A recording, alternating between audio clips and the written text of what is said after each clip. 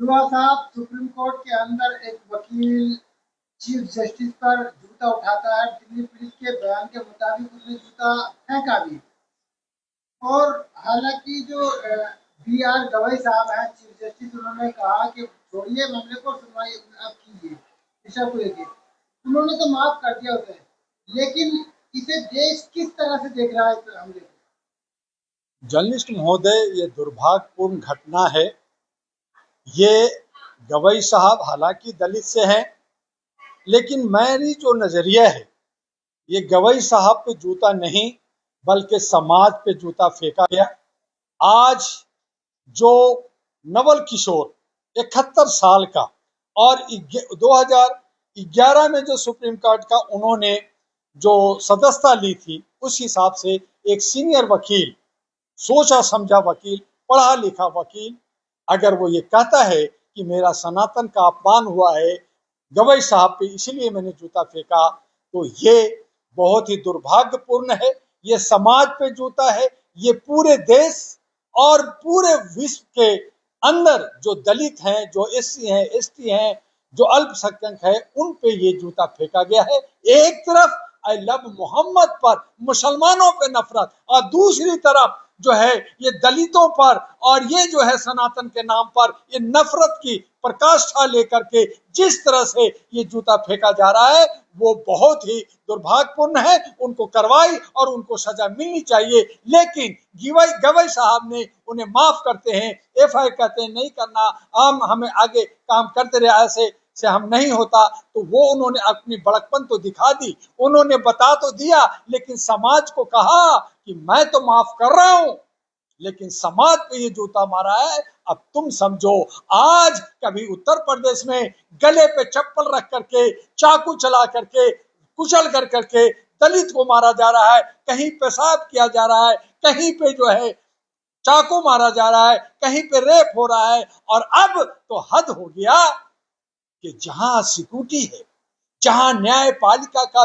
Supreme supreme मुखिया कहलाते हैं, हमारे एक पैरेलल कहलाते हैं, प्रधानमंत्री, राष्ट्रपति और चीफ जस्टिस का एक पैरेलल एक ओहदा होता है संवैधानिक, जिनकी एक आवाज से किसी की मौत बच सकती है, उसको उसको जो है हैंग कर दिया जाता है, उसको फांसी लगा दी जाती है, और उस जगह पे उन पे जूता फेंका जाता है। अगर सुप्रीम कोर्ट सुरक्षित नहीं है, तो आम जनता का जगह, चाहे मंदिर हो, मस्जिद हो, चाहे लोअर कोर्ट हो, चाहे हमारा मदरसा हो, चाहे हमारा जो है कोई हॉस्पिटल हो, सड़क हो, कहाँ सुरक्षित है? तो जनता सुरक्षित कहाँ है? मोदी है तो मुमकिन है। ये कहते हैं कि मेरे राज्य में कोई गुंडागर्दी नहीं, उत्तर प्रदेश में कहते हैं योगी जी कि हमारा राज्य है, यहाँ कोई गुंडागर्दी नहीं चलेगा, कोई जो है मौलाना गिरदी नहीं चलेगा, वहां पीला मशीन चलेगा, बुलडोजर चलेगा और इनकाउंटर होगा।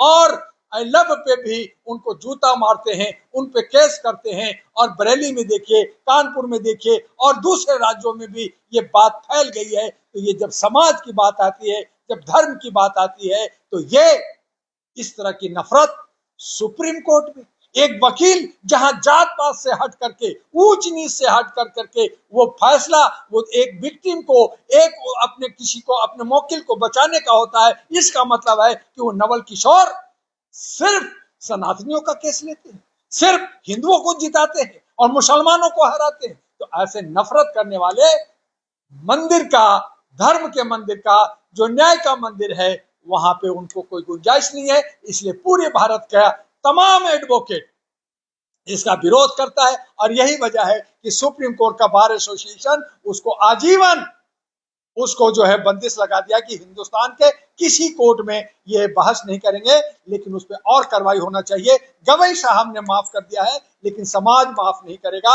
आज समाज के मुंह पे जो कालिख लगा है, ये साबित कर दिया है कि इन्होंने जो नफरत की प्रकाष्ठा है, ये इतना चरम सीमा तक पहुंचा दिया है, इतना हौसला बढ़ा दिया है कि कल हो सकता है कि प्रधानमंत्री पे भी जूता फेंका जाए, हो सकता है राष्ट्रपति पे भी जूता फेंक। राष्ट्रपति भी तो हमारी जो है आदिवासी है, राष्ट्रपति को पार्लियामेंट में नहीं घुसने दिया, वहां पे उनको इनवाइट नहीं किया गया, राष्ट्रपति को उड़ीसा में, पुरी में नहीं, मंदिर में नहीं घुसने दिया गया। और आज कहते हैं कि चीफ जस्टिस की बीवी फॉरवर्ड का सनातनियों का प्रोग्राम में नहीं गई, वो अपमान का भी बदला लेना है, तो ये कैसा अपमान।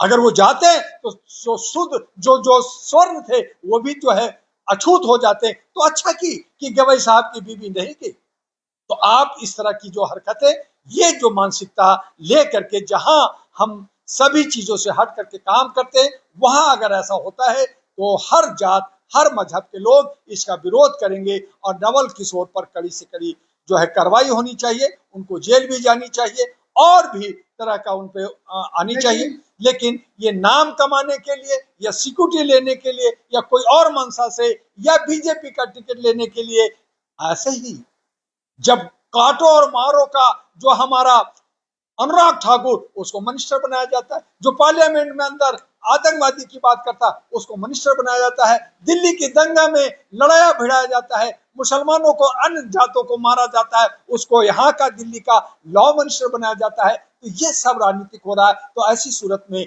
हमारा लोकतंत्र खत्म हो गया है, संविधान कुछ नहीं रहा, सुप्रीम कोर्ट का ऑर्डर अब जो है योगी नहीं मान रहा है। सुप्रीम कोर्ट ने कहा कोई बुलडोजर नहीं चलेगा, लेकिन वहां लवलू कहा, एफआईआर लॉन्च हुआ, उनके घर गिरा दिया गया। ये बरेली में आप देख रहे हैं, घर गिराया जा रहा है, मदरसा गिराया जा रहा है, मस्जिद तोड़ा जा रहा है। तो ऐसे ये हरकतें मनमानी हो रही है। तो कहाँ है कानून, कहाँ है लोकतंत्र, कहाँ है राज्य, कहाँ है सुशासन, ये पूछता है भारत का जनता। तो इस तरह से हम गुलाम हो गए हैं, बादशाह का बादशाहियत चल गया है, मन मर्जी चल गया है। और इसे बदलने के लिए अब 65 करोड़ की युवा युवती को आवाज देना होगा।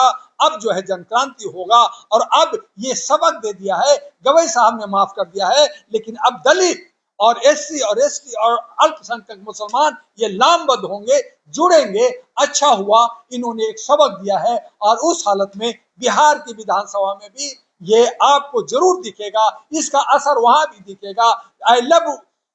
आई लव मोहम्मद का भी असर, और ये गवई साहब जो दलित हैं, जो आप समाज पे जो जूता मारा है, इसका भी असर, दोनों का असर बिहार में झेलना होगा। अब देखना है कि ये सत्ता पद जो है क्या क्या शगुफा छोड़ते हैं, क्या क्या एजेंडा लाते हैं, क्या कुछ कहां कहां मरवाते हैं, क्या पता। अभी ये भी कह रहे हैं कि मैं तो पाकिस्तान को हिंदुस्तान में ला रहा हूं, मैं तो कुछ हिस्से ला रहा हूं। तो ऐसी बहुत सारे विरोधाभास करके मुख्य मुद्दा से हटा के रोजगार, शिक्षा, स्वास्थ्य, सुरक्षा जो हमारे नौजवानों का है, अब तो पेपर चोरी भी हो रहा है बिहार में। अब तो जो है वोट चोर, पेपर चोर, खाना चोर, जीएसटी चोर, इनकम टैक्स चोर, पता नहीं क्या क्या चोरी कर करके कितना थैले में भरा जा रहा है, मालूम नहीं। तो ऐसी सूरत में गवई साहब पे जो घटना हुई है, ये गवई साहब पे नहीं, ये सीजेआई पे नहीं, बल्कि समाज पर जूता मारा गया। साहब, जब आरोपी वकील राकेश किशोर से पूछा गया कि आपको अपने किए पर पछतावा है, तो उन्होंने कहा बिल्कुल नहीं, मैं जेल जाने के लिए तैयार हूँ, मैं किसी राजनीति से कोई संबंध नहीं रखता हूं। इसीलिए कह रहे हैं कि उनका कहने का मतलब ये है कि जो बी.आर. गवई साहब है, चीफ जस्टिस ऑफ इंडिया, वो सनातन विरोधी हैं। आप उनके बयान को कैसे देख रहे हैं? हालांकि अगर कोई मुस्लिम समाज का होता तो कितने आतंकी संगठनों से उसके नाम जुड़ते, ये कोई नहीं जानता। तमाम देश की मीडिया उसे पाकिस्तान से जोड़कर देख रही होती। बिल्कुल, तो बिल्कुल। आप राकेश किशोर के बयान को कैसे देख रहे हैं कि माफी मांगने तैयार नहीं है? जर्नलिस्ट महोदय, अगर राकेश किशोर कुछ नहीं बोलते तो बहुत सारे बातें निकाली जाती, उसकी बहुत सारे मीनिंग निकाली जाती। लेकिन जब पुलिस पकड़ करके कोर्ट रूम से बाहर लाया, उसने कहा कि मेरे सनातन का अपमान हुआ है, इसलिए मैंने जूता मारा, बात क्लियर हो गई कि आपने कहा कि सनातन का अपमान हुआ है। गवई साहब ने कहा कि कुछ भगवान पे भी बात को छोड़ दो, उस बात पे आपने उसको लिया। तो सही तो कहा था कि हर काम कोर्ट कहेगा, या कोर्ट कह रहा तो कहाँ मान रहे हो, तो भगवान जी को करने दो। तो उस हालत में उनको कहना कि मैं सनातन का, पहली बात जर्नलिस्ट महोदय, मैं आपकी चैनल से जनता को बता दें कि सनातन कोई धर्म नहीं है, सनातन एक वर्ण है, एक व्यवस्था है, जो पहले हमारे वैदिक युग में वो व्यवस्था थी, जहां पे क्षुद्र कहा गया था, जहां पे नीच जात को कहा गया था, उनको जो है खाट पे नहीं बैठने दिया जाता था, उनको अपने पास नहीं बैठने जाते दिया जाता, रोटी बेटी का रिश्ता नहीं था, औरतों की स्तन काटी जाती थी, उनके कंधे पे जो है झाड़ू लटकाया जाता था, मटका लटकाया जाता था,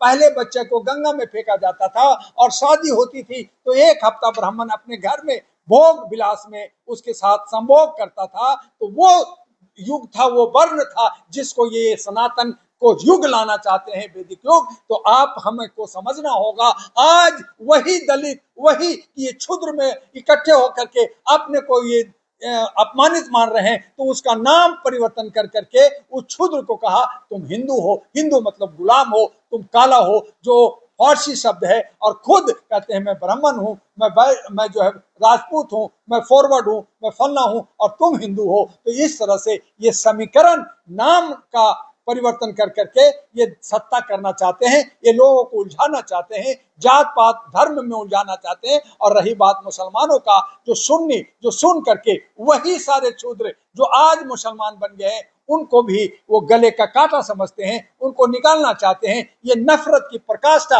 ये जो बढ़ा दिया है, यही वजह है कि आज हमारा लोकतंत्र नहीं रहा, हमारा संविधान नहीं रहा। आज जो सामाजिक भागीदारी और हिस्सेदारी की मांग कर रहे हैं, आज सभी लोग तड़प रहे हैं, अंदर से जल रहे हैं, दुनिया भर के आंदोलन हो रहे हैं, धरना प्रदर्शन हो रहे हैं, दुनिया भर के कार्यक्रम हो रहे हैं, लोग अलग अलग मांग कर रहे हैं। लेकिन उसके बावजूद मैं कहूंगा कि आज जितने भी 80, 85 और 90% जो अपना हिस्सा की बात करते हैं, वो एका नहीं है, उनमें एका नहीं है। इस तरह की हरकतों से अब शायद वो एका हो जाए, लेकिन जिस तरह से गवई साहब ने माफ किया है, वो तो माफ कर दिए, उन्होंने बड़कपन दिखा दी, लेकिन समाज पे जो जूता पड़ा है, समाज के ऊपर जो कालिख लगा है, वो कौन धोएगा। ये आंदोलन छोटा नहीं, बहुत बड़ा, ये भड़काने की बात नहीं है, ये समाज पे हमारी जो है कालिख पोता गया। समाज को भड़का रहे हैं, वो क्या कर रहे हैं, वो क्या कर रहे हैं? आई लव मोहम्मद क्या तो आप नहीं भड़का रहे हैं? आपको जो है आपके सिक्योरिटी पे आपके कोई तो आपने कहा मैं गुंडागर्दी खत्म कर दूंगा, मुलायनों को सबको मैं काट दूंगा, तो आप नहीं भड़का रहे?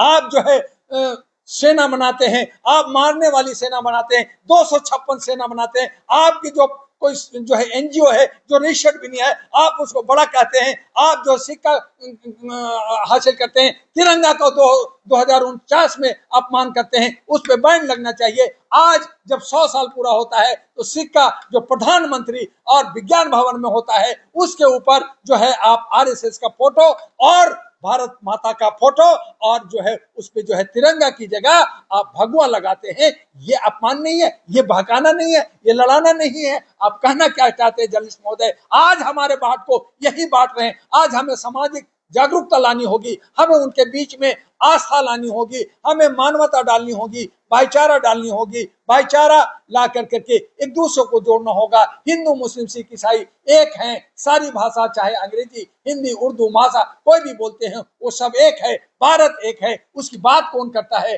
हम सब एक है, एक बगिया का फूल है। कौन बात करता है? सब नफरत की बात कर रहे हैं, सब हिंदू की बात कर रहे हैं, सब लड़ाने की बात कर रहे हैं। इस तरह से देश का लोकतंत्र कहाँ रहेगा, हमारा संविधान कहाँ रहेगा? इसे बचाने की आज किसको जरूरत है? आपके चैनल से कह रहा हूं कि युवाओं को जागना होगा, 65 करोड़ हमारे युवाओं को इकट्ठा होना होगा। ये भड़काने की बात नहीं है, हम जोड़ने की बात कर रहे हैं। इस तरह की घटना ना हो, उस पर जो है एक्शन होनी चाहिए। कहाँ एक्शन हो रहा है? कुछ लोग कह रहे हैं ठीक किया, सनातन का जय हो कर रहे हैं, तो जय हो सनातन होगा, आई लव सनातन होगा, आई लव राम होगा, आई लव कृष्ण होगा, I love Mohammed, I love Modi ji होगा, लेकिन आई लव मोहम्मद हो गया तो आपको नफरत नजर आ रहा है। तो ये भड़काने की बात आप कर रहे हैं, हम तो आपको वस्तुस्थिति से अवगत करा रहे हैं और ये सचेत कर रहे हैं कि अब तो जाग जाओ, अब तो संभल जाओ, अब तो एका दिखा दो, अब तो अपने हक अधिकार मांगो नहीं, छीन लो। इसी को सामाजिक भागीदारी, हिस्सेदारी और आर्थिक आजादी कहते हैं।